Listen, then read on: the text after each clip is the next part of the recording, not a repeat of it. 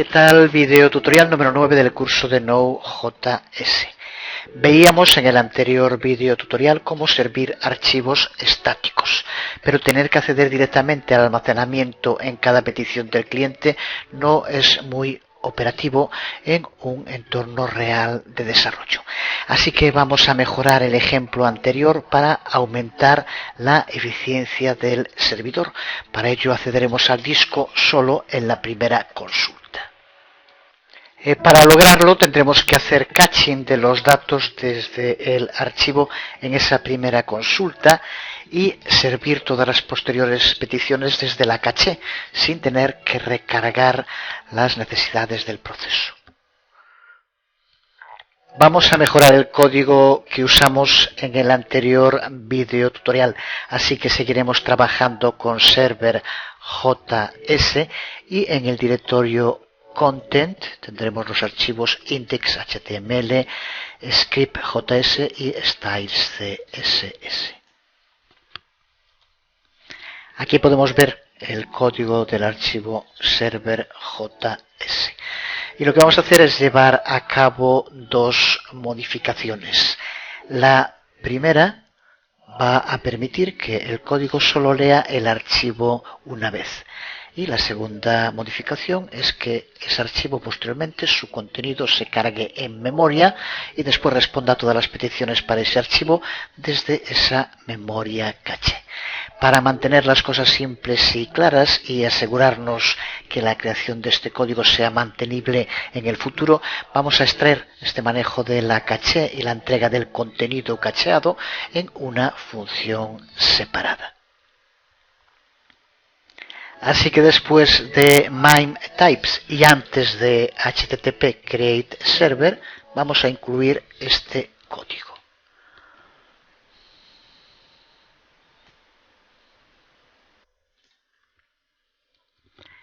Para empezar, hemos añadido un nuevo objeto caché que usaremos para almacenar nuestros archivos en memoria.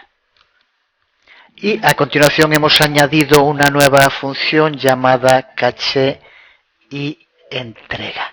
Esta función toma exactamente los mismos parámetros que la función fsReadFile, que es la función que lee cuando tenemos que acudir al almacenamiento del archivo antes de que se haya utilizado nunca y por tanto aún no está en la caché. Hablaremos de estos parámetros más en un momento. Pero por ahora nos interesa entender que de este modo nos va a permitir utilizar una de las dos funciones de respuesta de HTTP create server, este fsReadFile, o la nueva que acabamos de incluir de caché y entrega, dependiendo de si el archivo ha sido ya cacheado o no, dejando el resto del código intacto. Lo de cacheado no suena muy bien, la verdad, pero desde luego es mejor que estar diciendo cada vez que el archivo ha sido incluido en la memoria del caché, un poco más largo. No hay otra palabra, así que usaremos cacheado, aunque no suene muy bien. A partir de ahora, y solo con este cambio que hemos introducido, cuando ejecutemos nuestro archivo server.js y accedamos desde localhost dos veces consecutivamente al mismo archivo, la segunda petición ya se hará a través de la caché. Para poder verlo ahora, haremos que nos muestre un mensaje, el log, aquí lo vemos, cargando de caché. Otro modo de poder ver el log en Webmatrix, aquí tenemos dentro de servers.js log. Pulsa con el botón derecho y pulsa en abrir con valores predeterminados de Windows. A mí me lo va a abrir en el bloc de notas y como vemos de momento está vacío. Vamos a ejecutar el archivo.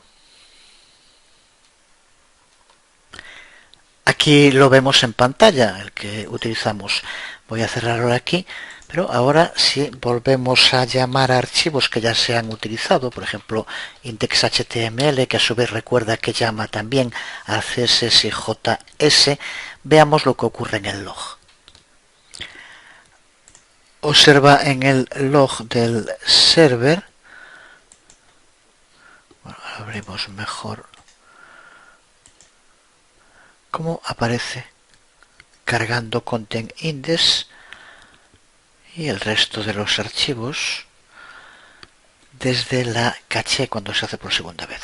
Es más sencillo para poder acceder al log desde el output. Aquí tendremos también siempre la salida que vaya apareciendo en el log y que verás en la consola si sigues usándola. Ahora podemos seguir ejecutando el archivo y en cuanto está ejecutado, si lo vuelvo a recargar, observa cómo va apareciendo aquí. Cada vez que lo recargue, indica que lo va cargando. Aquí lo vemos desde la caché, que es lo que queríamos hacer. Veamos entonces ahora más en detalle cómo funciona este código.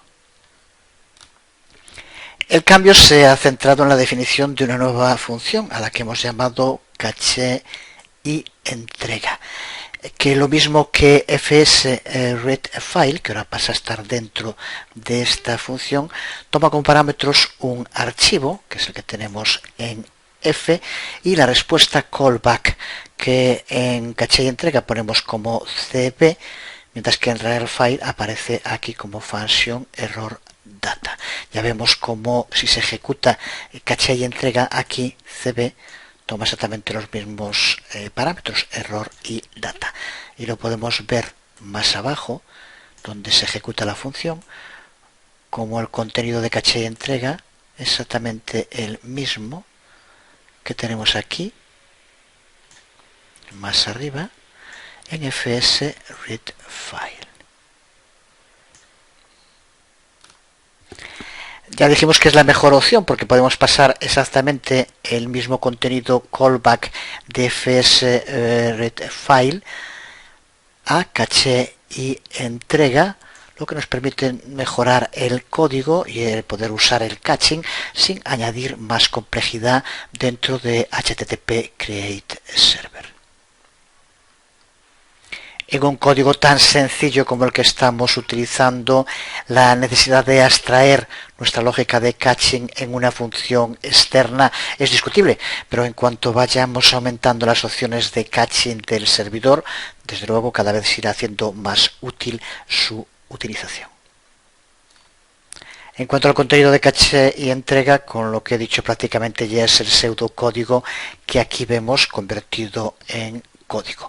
Para empezar, comprueba si el contenido que se ha solicitado, aquí lo tenemos en esta línea como un condicional, está ya cacheado. Si no es así, por lo tanto, si no caché, entonces lo que hace exactamente lo que hacíamos en el anterior ejemplo. Se ejecuta fs_readFile y se llama al archivo que se carga desde el disco. Pero además de cargar los datos desde el disco, si se hace de modo correcto, vemos como aquí pasamos a almacenar los datos en la caché para los posteriores usos. Puede saber qué datos son los que tiene que almacenar gracias al path del archivo, que como ya sabemos del anterior ejemplo, el que usamos en el anterior video tutorial, están contenidos en F. Es la variable que aquí tenemos, que ya vimos en el anterior vídeo tutorial, y que es la ruta, el path a donde se encuentra el archivo. La próxima vez que se llame a este archivo en concreto, al encontrarse en la caché, pues entonces lo que hará caché y entrega es ejecutar la función alternativa caché y entrega, que utiliza esa información que está almacenada en la caché en lugar de ir al disco duro a buscarla. Observa también que llenamos la propiedad caché F con otro nuevo objeto conteniendo una propiedad content. Esto va a hacer más sencillo extender la funcionalidad del caching en el futuro, ya que necesitaremos solo colocar propiedades extra en nuestro objeto caché F y suplir la lógica que interactúe con las propiedades en consecuencia. Pero siempre que entramos en temas de este tipo, siempre aparecen nuevos problemas o nuevos retos, si lo queremos ver en plan optimista. Porque con esto conseguimos que se acceda a los datos que se encuentran en la caché. Pero si modificamos los datos del archivo, ¿qué es lo que se va a utilizar? ¿El nuevo archivo que tenemos en el disco o el archivo que está en la caché y que por lo tanto está desactualizado? Es un problema, pero de nuevo tiene solución que tenemos que buscar. La solución sencilla, desde luego, es reiniciar el servidor, pero en una aplicación real y funcional no se puede estar reiniciando el servidor a cada momento. Por lo tanto, tenemos que encontrar un modo a través del código de hacer que el servidor sepa si ese archivo se ha modificado o no. Si no se ha modificado, se sigue usando el de la caché. Si se ha modificado, entonces hay que volver a recurrir al archivo del disco. Veamos cómo hacerlo. Para detectar si un archivo solicitado ha cambiado desde la última vez que fue cacheado, debemos saber dos cosas: cuándo fue cacheado y cuándo fue modificado por última vez. Hasta aquí obvio. Para saber cuándo el archivo fue cacheado, lo que tenemos que hacer es extender el objeto caché. Es el código que aquí vemos, que almacena el momento, un timestamp, en formato Unix. Hasta aquí, desde luego, tampoco nada complicado. A continuación, necesitamos determinar cuándo fue actualizado el archivo por última vez. Para ello contamos con el método fsstat de File System, recuerda, un módulo Node.js. Lo que hace es devolvernos un objeto como el segundo parámetro de sus respuestas. Aquí vemos la información de su sintaxis. Y ese objeto se trata de un objeto fsstats. Este objeto fsStats contiene la misma información, que es realmente muy útil, que contiene la línea de comandos que se denomina core utils en GNU. String, que podemos ver aquí en pantalla. Información muy útil sobre un archivo, de la que aquí nos interesan ahora tres propiedades relacionadas con el tiempo, estas tres que vemos aquí: atime, mtime y ctime. Atime sería última vez en que el archivo fue accedido, mtime la última modificación y ctime el último cambio. Modificación y cambio parecerían lo mismo. La diferencia entre mtime y ctime es que mtime solo refleja alteraciones en el contenido del archivo, mientras que ctime refleja cualquier tipo de cambio. Por poner un ejemplo, si se producen cambios en los permisos de un archivo, ctime cambia, mientras que mtime se mantiene como si el archivo no se hubiera modificado. Para nuestro ejemplo queremos que detecte también si se han modificado los permisos, así que usaremos la propiedad ctime. Si tenemos esto claro, los cambios en el código que vamos a escribir ahora serán mucho más sencillos de entender. Recuerdo cuando empecé a interesarme por esto del mundo de la programación, que había bastantes ocasiones cuando analizabas un trozo de código que llegabas a un punto que decías: muy bien, tengo que usar este método al que se le pasan como parámetro este otro método, y así sabemos cuando un archivo fue modificado por última vez, que es el caso que estamos viendo ahora. La mecánica estaba clara, pero la lógica más bien confusa. ¿Cómo y por qué? ¿Qué operaciones se realizaban o qué magia estábamos usando para de pronto saber cuándo se ha modificado cualquier archivo, independientemente del archivo que fuera? En el código no aparece por ningún lado, ni siquiera acudiendo a otros objetos que se puedan cargar desde ese código. ¿Dónde estaba entonces? Aquí lo vemos en un caso concreto. La lógica interna del lenguaje de Node.js recoge información en la sala de máquinas que no es visible, pero a la que podemos acceder en cualquier momento haciendo la pregunta, usando el método o la propiedad adecuada. Aquí en concreto es ctime, que en pseudocódigo no es ni más ni menos que preguntarle a Node.js, a uno de sus módulos, ¿cuándo se modificó este archivo concreto por última vez? Y Node mira sus estadísticas, en este caso en fsstats, y nos lo dice. Fue modificado tal día, tal hora y tal minuto. Eso sí, siempre en tiempo Unix, que veremos ahora en un momento en el código. Este es el nuevo código en el que los contenidos de la función caché y entrega han sido envueltos por una respuesta fsstat. Hemos añadido también dos variables último cambio y está actualizado. Y en el condicional, en la declaración condicional if, que ya aparecía en anteriores versiones, pero ahora a la condición no caché, que era donde determinábamos si había o no había sido guardado ya en la caché, ahora le añadimos también esta variable, está actualizado, que es la variable donde guardaremos si se ha modificado el archivo o no. También, como en anteriores versiones, si el condicional se cumple, entonces la primera de las lógicas del condicional es ejecutar fsreadFile. Esto es exactamente igual que en las anteriores versiones, accede al archivo y lo cachea.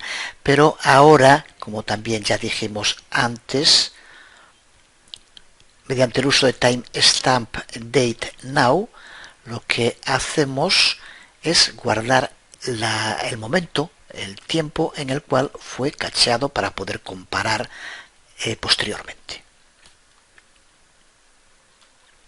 Resumiendo entonces las funcionalidades que tiene la primera opción del condicional, lee el archivo del disco, lo cachea y determina la fecha, el tiempo exacto en el cual se llevó a cabo el cacheo. En la otra variable último cambio parseamos la propiedad ctime, que forma parte del segundo parámetro de fsstat, stats, como decíamos hace un momento. Y para ello usamos dateParse, con lo cual conseguimos que la información que tenemos aquí en ctime convertirla en milisegundos desde medianoche del 1 de enero de 1970, que es cuando empieza la denominada época UNIS y el sistema que se usa para detectar tiempos en programación basada en UNIS, que a veces parece también un poco enrevesado. Y este valor se lo asignamos, como decíamos, a la variable último cambio. Ahora ya tenemos los dos valores necesarios para comparar y determinar en último cambio y está actualizado. Es aquí donde guardamos si el archivo ha sido actualizado o no, y para ello comparamos estos dos valores. El primero, el momento en el cual se ha llevado a cabo el último cambio, y el segundo, el momento en el cual se ha llevado a cabo la caché. Si es mayor el de la caché, pues por lo tanto no se ha modificado. Si es mayor el del último cambio, se ha modificado, y dependiendo del resultado, simplemente con un valor booleano, true o false, será cuando se ejecute el condicional para que busque en el archivo o busque en la caché, ni más ni menos. Diferencia respecto a la versión anterior es que ahora busca en el archivo original del disco no solo la primera vez que se ejecuta, sino también cuando se lleva a cabo cualquier modificación en el archivo. Cualquier modificación, porque usamos ctime, como ya dijimos. Lo podemos ver en funcionamiento de nuevo. Aquí tenemos el output, y tal como está, después de guardar, vamos a ejecutar el archivo para empezar. Y observa cómo nos indica aquí que se ha ejecutado desde el archivo, por lo que tenemos indicado en el log, en el código, como también ya vimos. Si ahora vuelvo a cargar la misma página, vemos como aquí ahora nos aparece la información de que se ha cargado desde la caché. Si ahora cargamos alguna de las páginas de los archivos que tenemos en Content y llevamos a cabo modificaciones, veremos cómo el proceso se repite. Cuando lo ejecutemos por primera vez, volverá a aparecer como cargado desde el archivo y las siguientes veces aparecerá viendo que se ha cargado desde la caché. Vemos el proceso para finalizar ya este vídeo tutorial. Se carga la página y al haberse llevado a cabo modificaciones, ahora la estoy viendo en pantalla, poniendo ya modificado, como indicamos aquí, aparece desde el archivo. Si ahora de nuevo vuelvo a llamar a la misma página, aparecerá ya que ha sido llamada desde la caché. Ya lo vemos aquí ahora. Pues de nuevo creo que otro tema interesante para irnos situando en el modo de entender las cosas en el trabajo con Node.js, en este caso profundizando en el trabajo con archivos. Seguiremos en el próximo vídeo tutorial. Por hoy lo dejamos aquí. Os hablo Jesús Conde. Nos vemos.